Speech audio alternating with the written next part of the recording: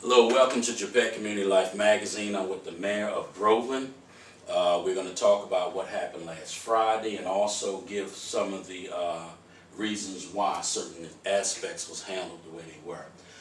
You want to take it here? Sure. Right. Anthony, thank you for allowing me to shed some light on an issue that's become somewhat controversial in the city of Groveland. First, I want to take the opportunity to explain a few pertinent facts about Groveland's form of government, the powers and limitation of the mayor, the vice mayor, the council, and the city manager. What I've noticed is through some observation, a small percentage of our public either don't understand or don't want to understand the city charter, how it works, and how government, especially at municipal level, actually works. And secondly, I plan to take this opportunity to clear up numerous cases of misinformation, misrepresentation, embellishments, in some cases out and out lies perpetrated by various uninformed individuals who are sympathetic for different reasons within the city. I'm going to start with our city charter. A lot of people, I've been told, actually don't understand what a city charter is and what its powers are and how it operates in a city, and I'm going to try to make it as simple as I can. The city charter acts much in the same way that the federal constitution does, but at a local level. The city charter can be overruled by the state, the county, federal regulations if it is found to be in conflict with those. The city charter is a document created and adopted by the people by majority vote and allows a municipal government to be created. It grants corporate and proprietary powers to a municipality and enables it to perform municipal functions and renders municipal services and exercise the power for purposes except otherwise provided by federal, state, or county law. It can be reviewed from time to time and updated. A lot of times the city mayor or the council will see things in the charter they would like to get changed. What they would do is form a charter review committee. They would go through the charter. We would put it out on the ballot for the citizens to vote on, and that would allow the charter to be amended, possibly, and updated in different ways. Our charter, looking back through it, was actually created in 1929. It's been updated in some very minor manners, I believe in 1970, and again in the mid-90s was the last time it was actually updated. In 2013, I looked at the city charter and felt that it needed to be updated in quite a few areas. We had some outdated methodologies, and it wasn't cohesive with the explosive growth that we were experiencing in the city. Unfortunately, at that time, I wasn't able to garnish enough majority vote from the council to allow the item to be placed on the ballot for a vote by the people, so it died. I'd recommend to our future council that will be coming in next year that they do review the city charter and update it and try to get it into the modern day realm that's going to adapt better to the rapid growth that Groveland's having. I want to go to the different forms of municipal government that we have. A lot of people think government is government and there's one kind. And the fact of the matter is, in Florida and across the U.S., we have probably 10 or 15 different forms of municipal government. In Florida, there's 3 primary forms that are utilized. The first one being what's called a strong mayor. A strong mayor form of government is most often employed by larger cities in Florida across the U.S. It's where the mayor must be a political player at the state and national level. Then we have what's called a council manager form of government. The council manager form of government is one of the most common forms of government used in the U.S. and in Florida. Under this form of government, the legislative body is made up of elected officials, and the day-to-day operations are handled by a professional administrator, or in our case, the city manager. The city council functions as a legislative body, adopts laws and ordinances as allowed by federal and state law. The council members are elected by the city citizens to prescribe by the state and local law. The council manager form of government is also known as the weak mayor form of government, and the mayor has no more power than any other member of the city council. Depending on local law, the mayor is normally elected to the position by the citizens, and in some cases the mayor may be appointed by the council members. The third form of municipal government is the city council serves as both the legislative and the executive branches of the government. The city department heads report directly to the commission rather than the manager or the mayor. In the city of Groveland, we utilize a council-manager form of government in which the majority of the council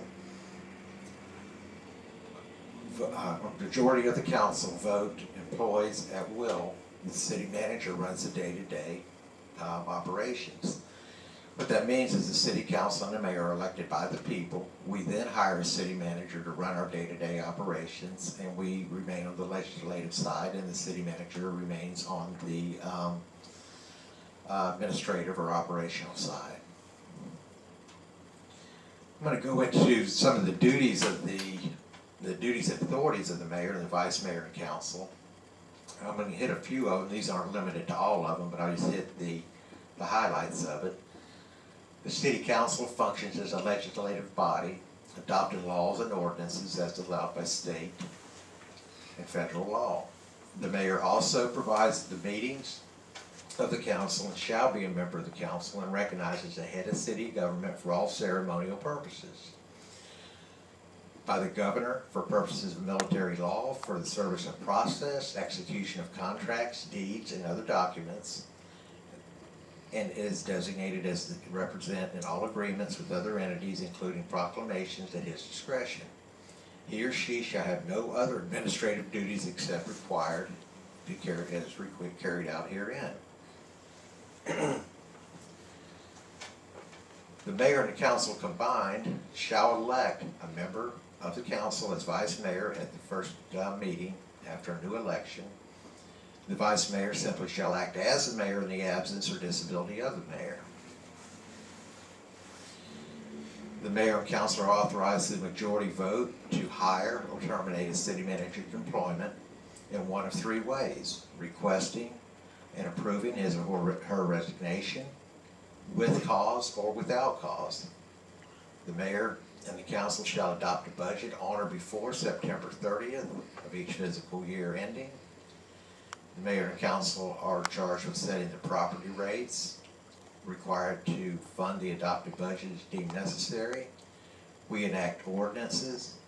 We have the authority to conduct independent inquiries, investigation, and through personal observations, and relay those observations to the city manager fully and freely with anything pertaining to appointment or removal of employees.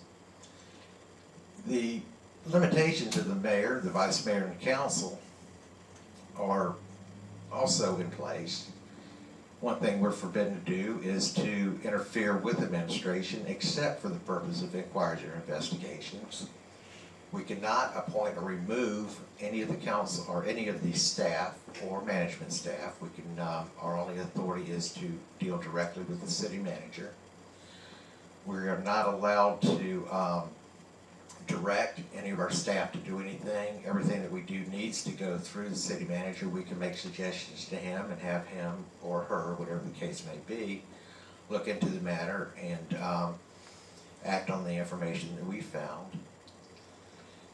I'm going to move right to the duties of the city manager. I'm not going to go through all of them because they are quite lengthy. The duties of the city manager, he's considered the chief executive officer, the head of the administrative branch of government.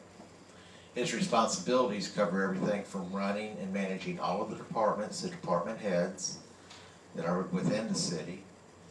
The city council appoints and removes the city manager. It's all authority that we have.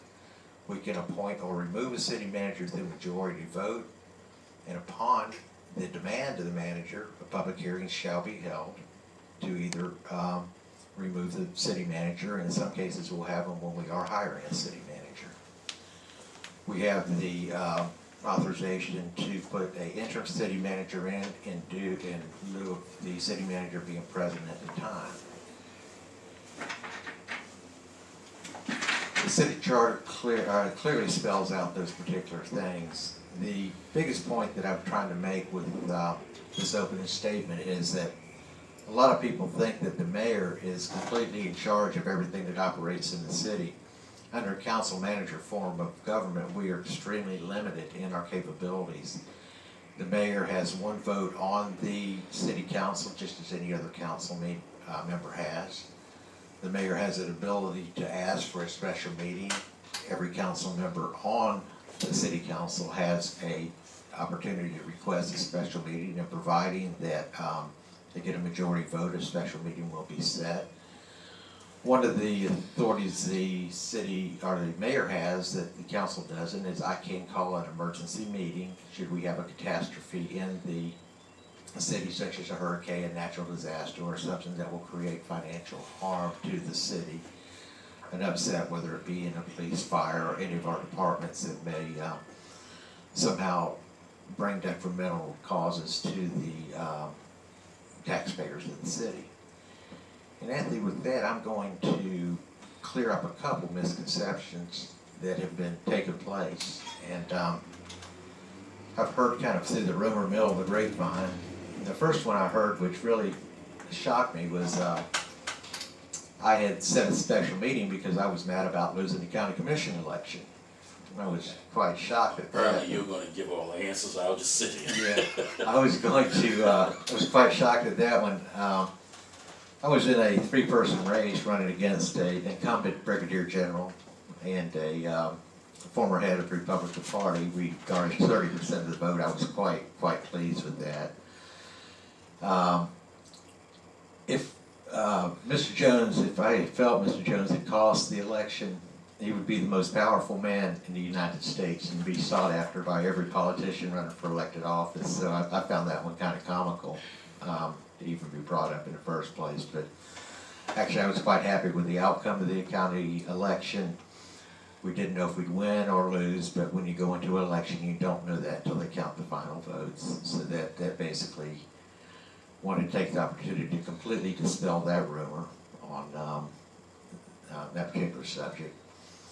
The other was that I had a vendetta out for somebody. Was going to leave the city in chaos. Actually, my goals in my last days in office, or last month and a half in office, is to leave the city in better shape than what it was. These particular issues didn't just begin. They've been pending over many months. I've had many discussions with our city manager over corrections that needed to be done. I had defended and given him opportunities on 2 previous special meetings to correct the deficiencies, and they just progressively got worse. So it was a lot of opportunity. A lot of people need to understand when you're elected to office and you take office and sworn in, you are in that office until the day your term expires or you decide to not run again, whichever the case may be. Taxpayers didn't hire me for 18 months. They hired me for a 24-month period, and I fully intend to serve out a full 24 months doing the duty on behalf of the taxpayers.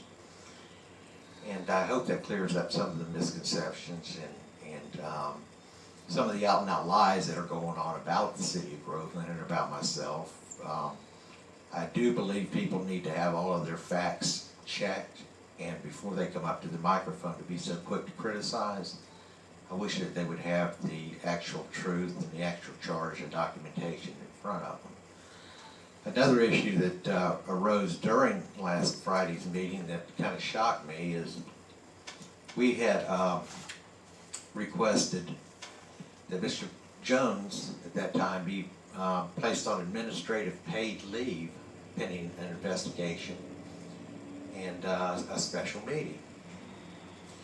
Due to the nature of the accusations that had been made and received by myself, we felt that we could not do the proper investigation unfettered with Mr. Jones still here, and so the best way to handle that was to put him on administrative leave. Mr. Jones was not dismissed. He was given an opportunity to the hearing that he requested, and that will be conducted on October 7th.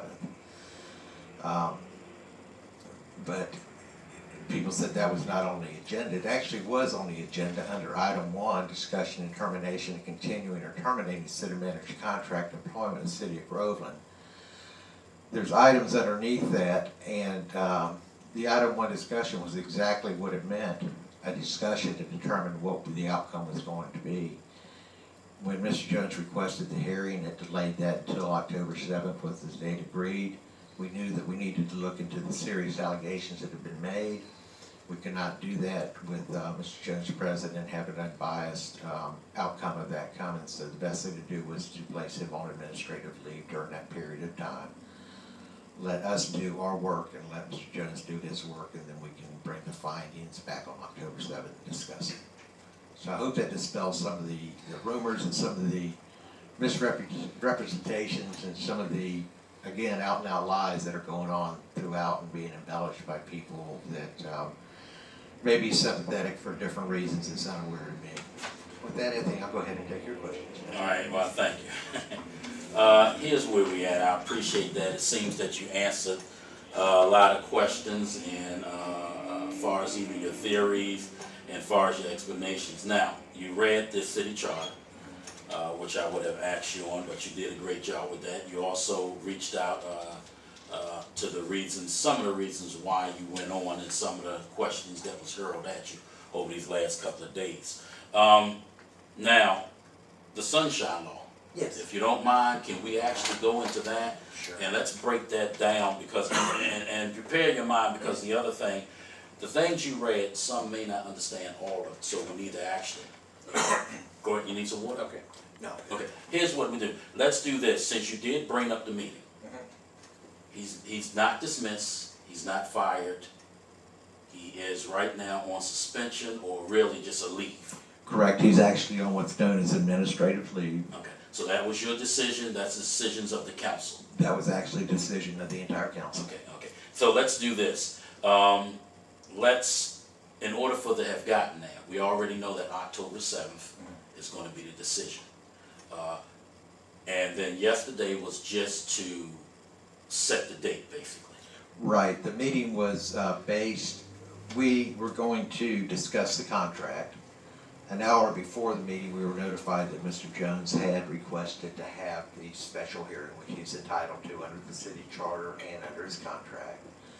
So we were able to set the date for that. We also had the item of, underneath that particular item, there were several other discussions that went in, and the administrative leave fell under the item 1 discussion. So to clear that rumor up, yes, it was included in the discussion, and it was on the agenda. Now, there was some things, like you said, at the time when, let's clear this up, at the time that the lawyer had a discussion with you, you went back and forwards. Was the agendas were different from the public's agenda and yours? Could you tell me what was going on with that? The agendas were the same. My agenda simply had my notes on it.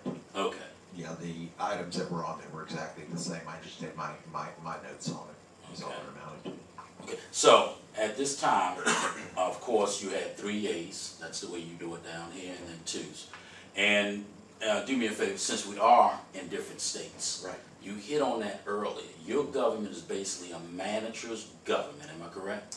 It's what's called a council manager form of government, and that's common in most all small cities across the entire United States, and predominantly in Florida. You only see a mayor-strong government in the city, for instance, like Orlando, Jacksonville, Miami. These large cities, you'll see a mayor-strong government. And when you say a mayor-strong go, you mean that the mayor is responsible for everything? Absolutely. The mayor's responsible for the entire thing, and the department heads report to the commission, and the commission reports to the mayor. Okay, let's roll with this. Some might have said, I'm gonna read you some questions that people hand me, and I'd just like to get the reason why you did. Why wasn't this done a private meeting? Why couldn't it have been a private meeting where you call the city council, get everybody together in a room such as this, and then say, look, here's where we're at, here's what's going on? Under the Florida Sunshine Law, we are not allowed to have 2 council members discuss anything that pertains to city business that may come up for vote or that is coming up for vote. Florida Sunshine allows us to do exactly what it implies, conduct all the city business within the sunshine and within a public setting environment.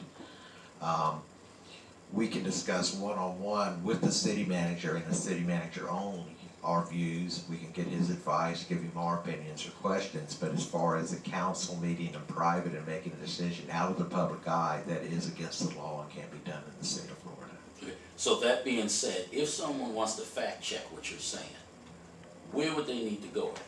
They can go to the Florida statute, Florida Sunshine Law. You can Google that, it'll bring up the state statute. You also can go to Pam Bondi, the Attorney General's office, and fact check the case files in there, and you will, it's very, very clearly defined of our latitude of what we can do.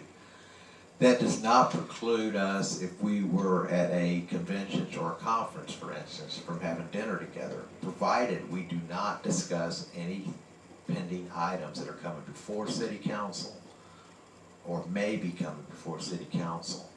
My rule of thumb of that is public perception. It can be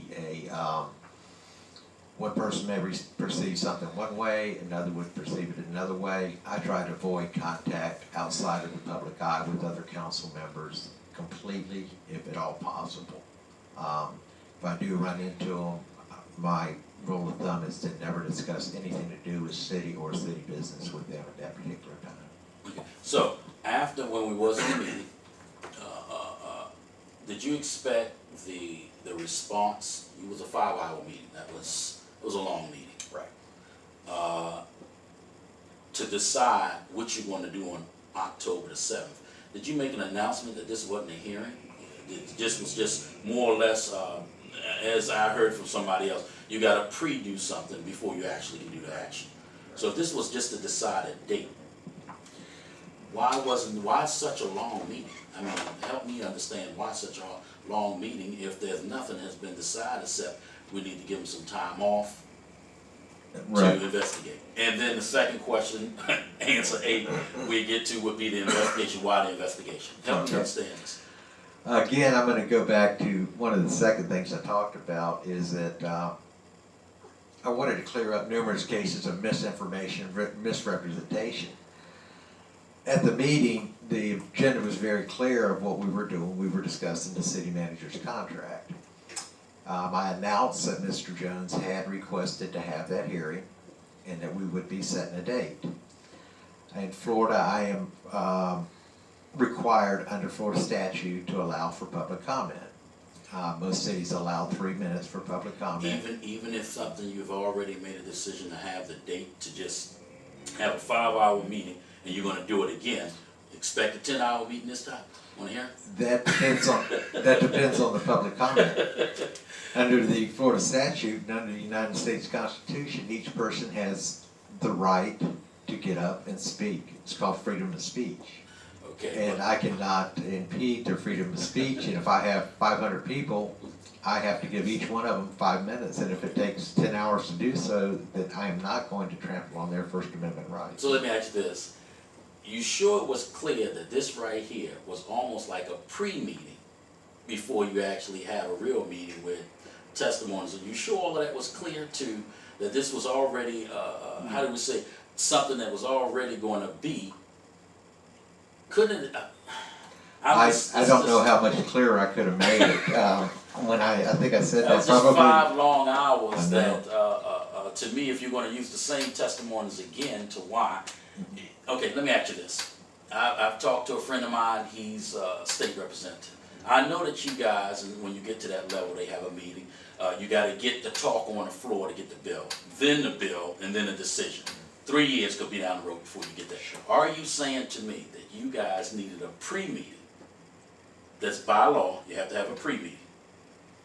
And then you have to have the regular meeting for the decision. And that the public was aware that this was just basically, this is what we're going to do. Here are your thoughts. To answer your question, the meeting was originally set, as I said, to discuss the contract. Okay. An hour before the meeting, Mr. Jones decided that he wanted to have a hearing. Okay. So to answer your question, Mr. Jones prolonged the meeting by requesting an hour prior to the meeting, after the agenda had already been posted, that he wanted to have the hearing. Okay. Therefore, we had to decide the date. And that was on Tuesday. That was on Tuesday, and more than likely, the people came with their their conversations and opinions and concerns, which they have all the right to, based on the fact that we were going to terminate or not terminate Mr. Jones's contract. Now, under Florida law, regardless of what they came there for, if it is on the agenda, I have to allow them. In our case, we allow 5 minutes, some cities allow 3. In my case, I'm extremely liberal. I want to hear what the people have to say. I want to make sure that they get their voice heard. I think if you'll review the tape, you'll find probably 3 to 4 occasions I explained to the public in the meeting, this was a meeting to set the hearing date. They had the perfect right under law to comment on that. They have 5 minutes to do so. And if you've got 50 or 60 people and each one of them want to take 5 minutes to comment on that, they are perfectly within their right to do that. I cannot stop them. The only time I can end public comment is someone gets disrespectful, starts violence, begins cursing, or begins threatening any of the public officials or other people within the room. That did not happen, fortunately. So I was allowed to hear it, and I was very happy to hear all the citizens' opinion that came to do that. Now, on October the 7th, that will be when all the evidence will be out for the public to actually... That will be when the determination of Mr. Jones's contract will be made by the full council. Okay. So let me ask you this, and this is a question that came up, and I'm sure you understand. Why the removal out of the office? As I said, we needed to look into some very serious allegations that we had received. Mm-hmm. We could not do that as a governmental body with Mr. Jones within the office. Very similar to if you have a police incident where the policeman is put on administrative leave or administrative duty pending the outcome of an investigation. Mr. Jones has not lost any of his pay, any of his salary, any of his benefits. He's simply on a period to allow us to look into this matter fully and completely and find an outcome. Don't know what the outcome is going to be. We will as soon as the investigation is done. The outcome of that may come out at that meeting, and it may not. I just don't know at this particular point, but we're looking into what's happening. The city is not doing the investigation. We have an independent company that is doing that. We're staying completely neutral, and we'll abide by whatever findings they happen to come up with. So let me ask you this, being on the findings, if they do find 0 findings, will there be a publicly apology, or would it be, or how does all of that work? Because I'm a man of loyalty and honor. If I'm wrong, I'm going to come out and tell you, look, I'm sorry, I offended you, but we had to go through this process. So what needs to be understood is Mr. Jones has not been accused of anything. He hasn't been accused, okay. And so, with that being said, all we're doing is acting on the complaints and the concerns and the documentation that we've got, Okay. and we're checking to make sure that that is factual. We're not assuming that it is. We're not going on anybody's word. We're making sure that is factual. Okay. Now, what you do also need to understand is the city council has an ability to remove with cause or without cause. And that's the Florida law. And that is the Florida law, and within his contract, and within the city charter. Florida is an at-will state. We are not a union-bound state. We are an employee at-will state. Depending on the council's sentiments, they could remove with cause, without cause, or Mr. Jones could resign. We just don't know what the outcome's going to be at this particular point. Okay. Now, even after the outcome, let's say after the 7th, me and you will get together again after the finding, I'm sure with a lot of the other council members included. But let's break this thing down. I understand why you did the 5 hours, because you had to verify and let everybody speak. And everybody, of course, spoke their opinion. You have your opinion. I allowed you... I need to stop you. Mine is not an opinion. You didn't have an opinion? Yeah, Okay. mine is not an opinion. Mine is fact-based and fact-based only. Fact-based only, okay. When I receive the inordinate amount of complaints I have over the last probably year and a half on our police department and on our city manager, Okay. I cannot turn my back on it. It's my obligation to the taxpayers to look into these matters. I can't turn a blind eye to it, and will not turn a blind eye to it. So mine is not an opinion. Mine is simply fact-based. Okay. That we do have an inordinate amount of complaints coming in. We've had and an inordinate amount of employee lawsuits filed against the city. We have had situations that have been raised that raised eyebrows throughout the entire political community and the elected official community that's happened in the city of Groveland. I cannot turn a blind eye to that, so I have to look into those. Okay, so let me ask you this. You just explained this is not your opinion. It's always facts with you, am I correct? Correct. Okay, so let's move on. The first thing I think a lot of people wanted to know was the credit card situation. How is that going to be handled through the city because it's involving the taxpayers' money? So what do you see moving forward with that, or is that something you got to wait until after October 7th before you can move on that thing?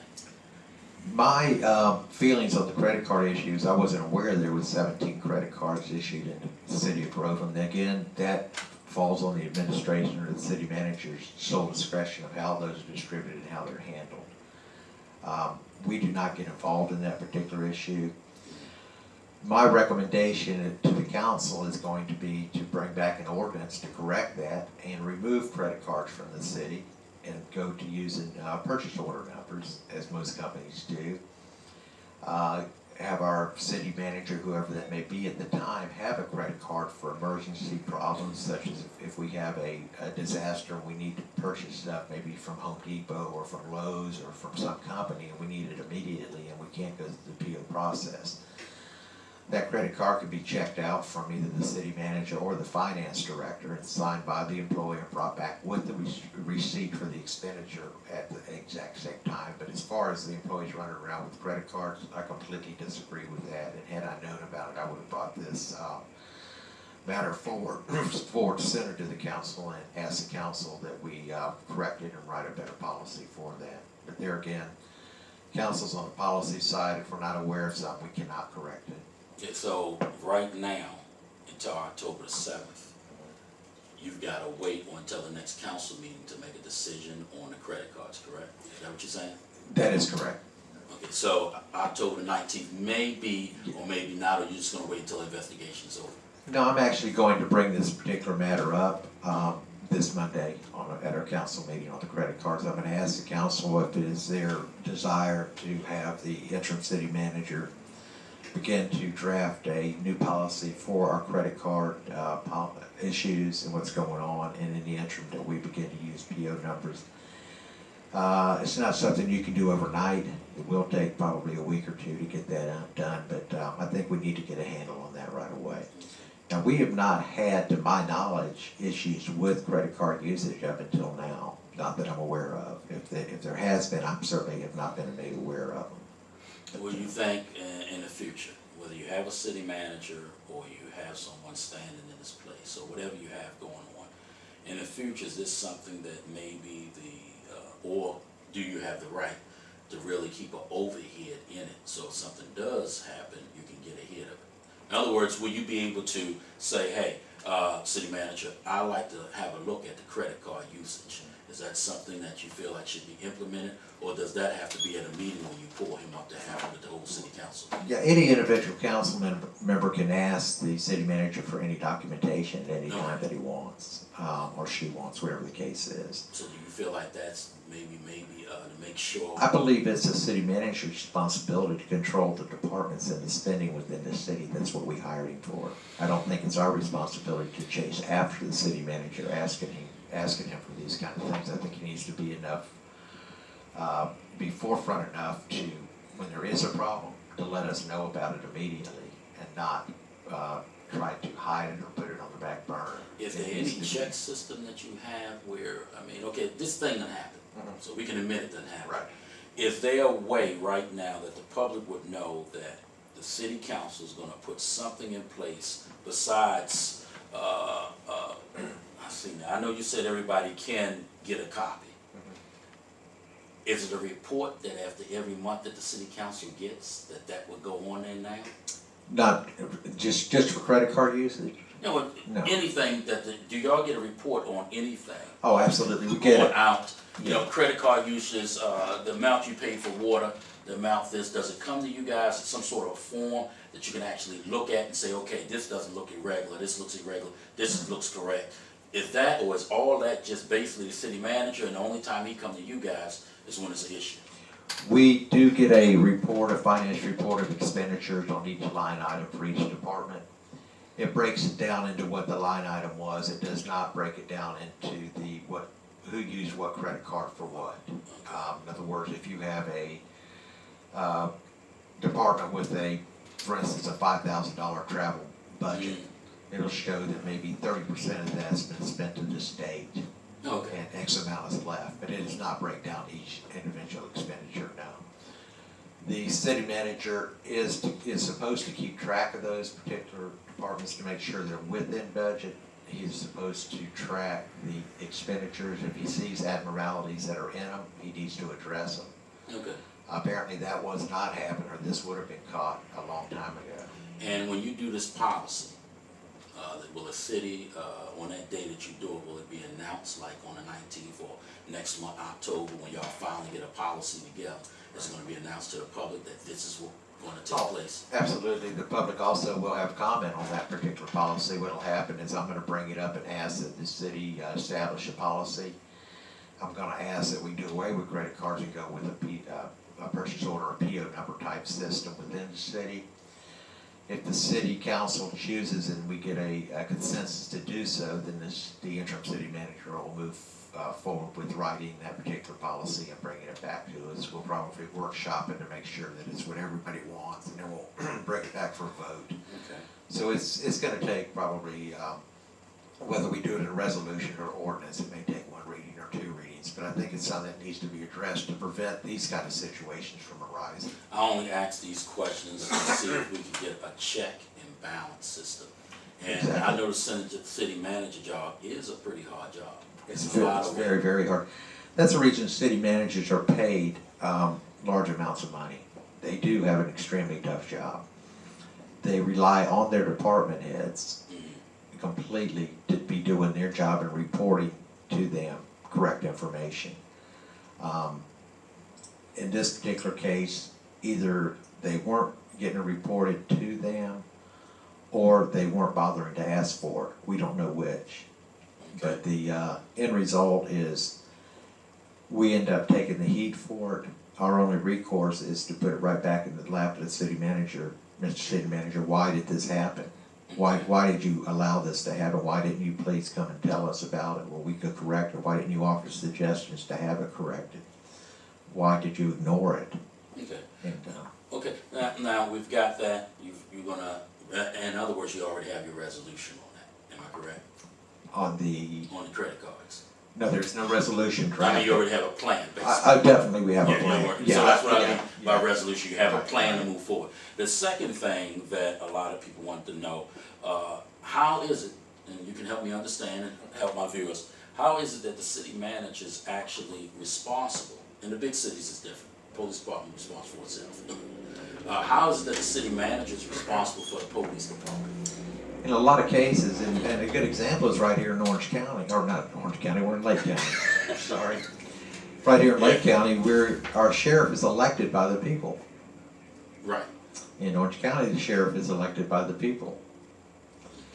They are what's known as constitutional officers. In the city of Groveland, the city of Claremont, the city of Mascot, they're hired by the city management. Okay. Therefore, they work for the city manager. They're not constitutional officers.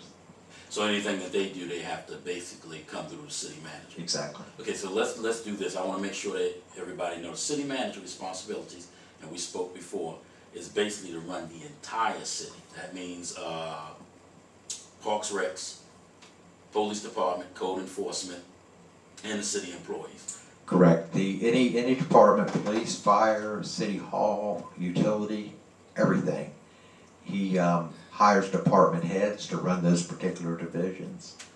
He's in charge of those department heads 100%.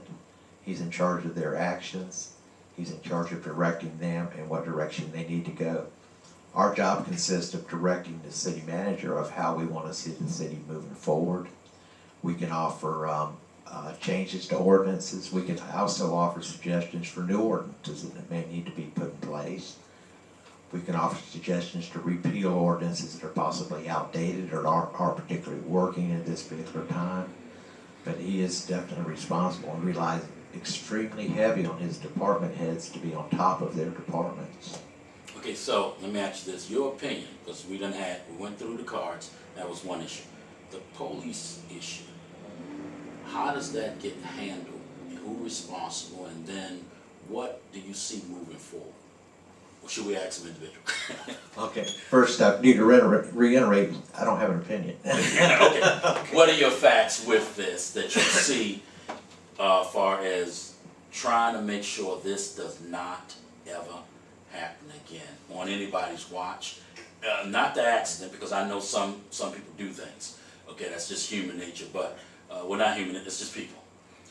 How do you want to make sure that the chain, what should have happened, the facts should happen, as you say, your facts, and what should have been done? I mean, how do we make sure that this doesn't get out the way it has gotten out? When we hire a city manager, we hire him as a professional city manager, a CEO of the city, to make sure these kind of things do not happen. So the whole weight basically on him. The whole weight is on him. Now, if he needs our advice or help or suggestions, he is more than free to bring that up at any city council meeting. If he's have a problem with a particular issue, he needs to bring it forward to us so we know about it, not take that total responsibility on himself. Okay, so let me ask you this. You've got a city manager, let's say you have a city manager, and he found out that there were some officers doing some selling drugs, let's just say selling drugs, and the chief reported to him. He will come to you guys and let you know. He does not have to. He doesn't have to. No, he does not have to. But the minute he doesn't do that, he takes the responsibility of resolving the entire situation on himself. But if it blows up as such as we did on the video, it's on him too. That's exactly right, and a good example is the 12 police complaints. When I found out about the number of them, which was shared with me, I highly suggested that he bring in an outside company to investigate those 12 complete police complaints, internal complaints, stay completely out of the picture, remain neutral, keep the city neutral. My reason for that was, I said, any way that this comes out, you're going to lose.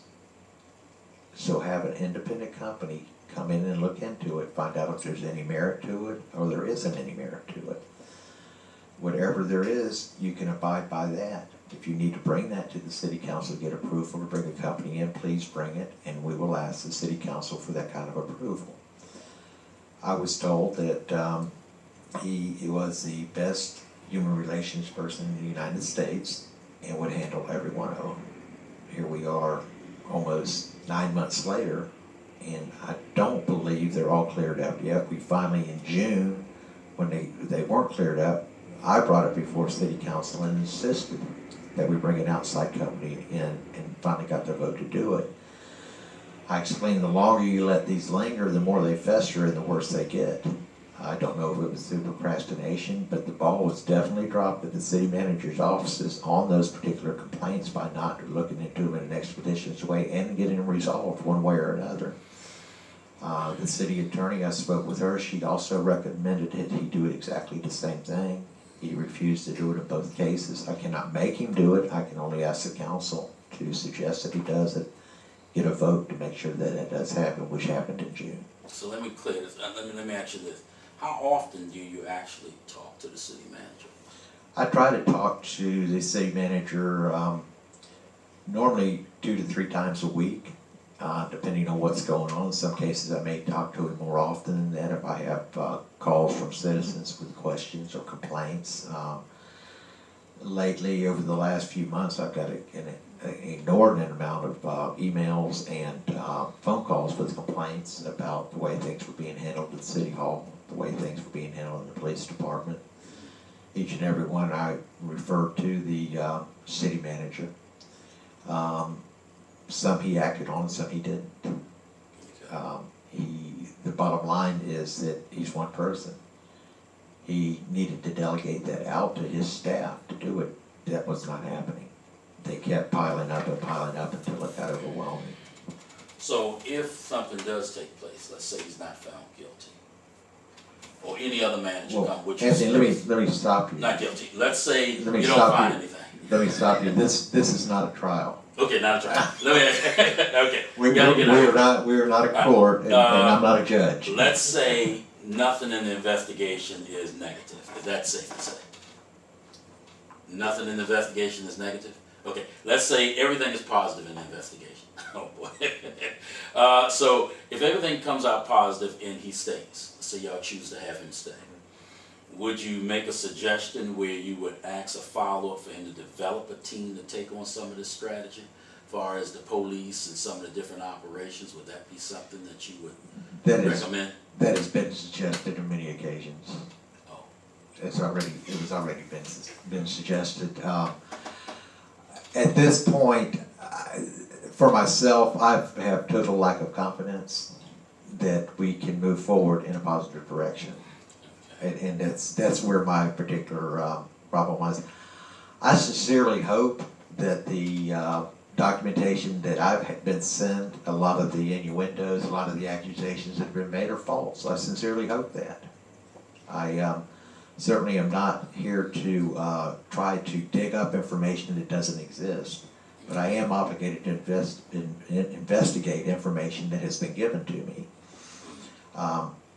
From what's happened over the past months, what happened in that meeting on Friday night with the, a lot of those people were invited there for that very reason. They were invited by certain like-minded people that were sympathetic to the city manager's position, not knowing all of the facts.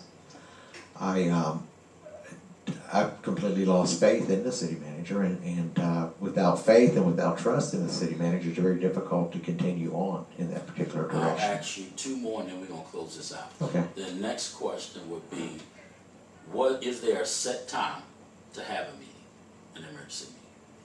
Is there a set time? Is there a set time? Yeah, let me explain the difference between emergency and special meetings. Well, Yeah. because I thought it was the same, but go ahead. Yeah, no, emergency meeting is something, if we had a natural disaster, for instance, let's say we had a hurricane come through, a tornado, something to that effect. If we had a situation where we were going to incur extreme financial hardship to the citizens of Groveland, such as a pending lawsuit, such as something that is a devastating thing that becomes an actual immediate emergency. I have the authority to call an emergency meeting. The latitude on that is very broad. It's my determination of what I consider to be an emergency and what I don't. To date, I have not ever had to call an emergency meeting, and I'm happy with that. So all of them were special meetings. Right. A special meeting is when a council person or the mayor has a concern that can't wait until the next regularly scheduled meeting. In this particular case, this could not wait until the next regularly scheduled council meeting. It was escalating to the point daily that it needed to be handled immediately. Okay. The first special meeting we had on this matter I called, and that was merely to discuss the performance of our current city manager. We discussed that. Very simple resolution. Please get the house in order. Make sure our city hall, our police, fire department, other departments are functioning the way they're supposed to be functioning before we go start trying to build amphitheaters and new city halls and all of these wonderful things that we're going to have in the future. We've got to make sure that our own internal structure is working correctly first. That thought that would probably take care of it. It didn't. Councilman Rasnick requested the next special meeting. I asked for a consensus from the council to have that. I have to have a consensus. I can't just pick up the phone and say we're going to have a special meeting. I have to ask the consensus of the entire council to have that special meeting. Okay. And Councilman Resnick asked for it. He got the consensus to have it. We had that special meeting. There again, that was to talk about the disposition of the city manager's contract. We had 2 council members that voted for that. I felt that Mr. Jones, I could still work with him and that we would be able to work out the differences and resolve the problems. I voted to keep him here again for the second time. To the point he stopped by my house after that meeting and thanked me for my vote. Talking about the meetings. Okay. Right. Okay. Yes. And thanked me for the meeting and said he would not let me down, that he would make sure that things got in order. It got progressively worse. Over the last few months, it's gotten to the point that we had to do something about it. Okay. The complaints increased, didn't decrease. Okay. Now here's what I'm gonna do. They gotta close. I'm sure after the next meetings or whatever, we'll get interviews with you on why you chose certain things, and then we'll go from there. Hopefully, every time the Groveland has a meeting, or any small city here in Florida or Maryland or wherever we at, we're gonna try to get the most effect by talking to the city councils, mayors we are today, on why their decisions and what was the effect and what is facts towards the decisions and why they chose to make a decision. We do appreciate you being here today and giving us the time. I'm gonna leave you with maybe a minute or so to do a closing statement, and then we appreciate your time. Okay. All right, thanks. Anthony, thank you. I'd like to close very briefly on this. I would like to ask the citizens of Groveland, please fact check your information. A lot of times you get up and you are stating things through emotion.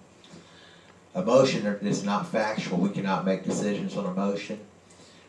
We cannot make decisions on false accusations either. We can make decisions on what is factual, what is truth. Look at the city charter, look at the code of ordinances. Every one of them is online. You can go to Municode and type in the word Groveland. It'll bring up our entire code of ordinances along with our city charter. Compare them to the state statutes.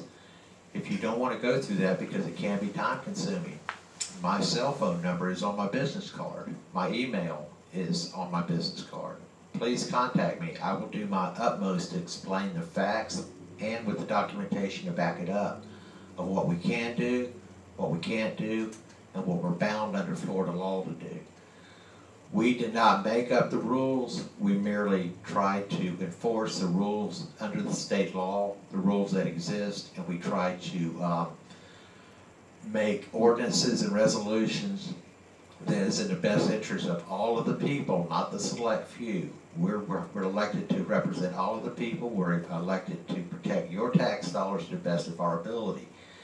When we have an abnormality like this that comes along, it's our obligation, and we made an obligation to you when we ran for office, to make sure that we do precisely that. Some may agree, some may not agree. Some may have a good opinion, some may have a bad opinion. That's called democracy. If everybody in the United States and everybody in the city of Groveland agreed on every single issue, we would no longer have a democracy, we would have a dictatorship. And our country and our soldiers are dying every day to keep us free so we can remain to do that. But I do ask, please fact check. Please look into it. Opinions are fine and everybody has a right to them. But the inflammatory, accusatory things that have been going on within this city is doing nothing but tearing it apart, and they're based on misrepresentations and misinformation that is snowballing. So I implore you, please, try to refrain from that, and when you come to the podium to state your opinions or your feelings, feel free to do so. Feel free to do it compassionately if you like. I ask that you try to be respectful and base your comments on factual information, not rumors and misinformation. And Anthony, I want to thank you for taking the time to allow me to do this and explain it again. If you'll stop by City Hall, if you already don't have it, you can go to our city website. My phone number and my email address is on there. Please feel free to contact me. I'll explain to the best of my ability. If I do not have the answer to your question, I will find it out and make sure that it is answered probably within a 24 to 48 hour period. The goal is to bring harmony and tranquility back to the city of Groveland. We intend to do that. We're charged with do that. I am in office until November 8th, and I fully intend to execute every bit of my duties that you would like me to do until November 8th. And I'm not going to become, as I was called in the meeting, a lame duck. I'm not a lame duck. I'm a full voting member of that council. I will exercise that right throughout. Again, thank you, Anthony, and have a nice day.